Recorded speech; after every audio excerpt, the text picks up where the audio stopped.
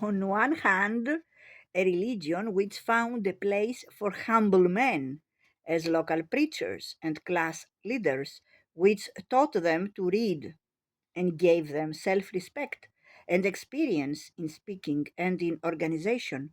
On the other hand, a religion hostile to intellectual inquiry and to artistic values, which sadly abused their intellectual trust.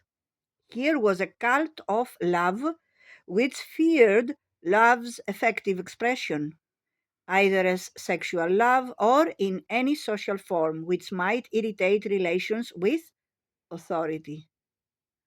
Its authentic language of devotion was that of sexual sublimation, streaked through with masochism, the bleeding love, the wounded side, the blood of the lamb. Teach me from every pleasing snare to keep the issues of my heart.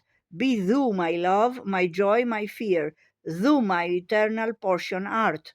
Be thou my never failing friend, and love, oh love me to the end.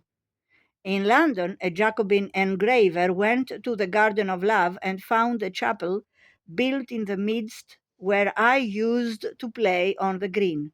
And the gates of this chapel were shut, and thou shalt not read over the door. In the garden were tombstones where flowers should be. And priests in black gowns were walking their rounds and binding with briars my joys and desires. So much has been said in recent years of Methodism's positive contribution to the working class movement that it is necessary to remind ourselves that Blake and Cobbett, Lee Hunt and Hazlitt saw the matter differently.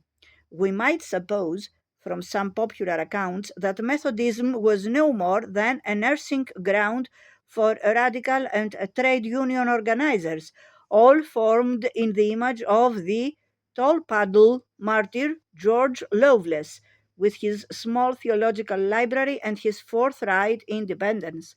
The matter is a great deal more complex. At one level, the reactionary, indeed odiously subservient, character of official Wesleyanism can be established without the least difficulty. Wesley's few active interventions into politics included pamphleteering against Dr. Price and the American colonists. He rarely let pass any opportunity to impress upon his followers the doctrines of submission, expressed less at the level of ideas than of superstition.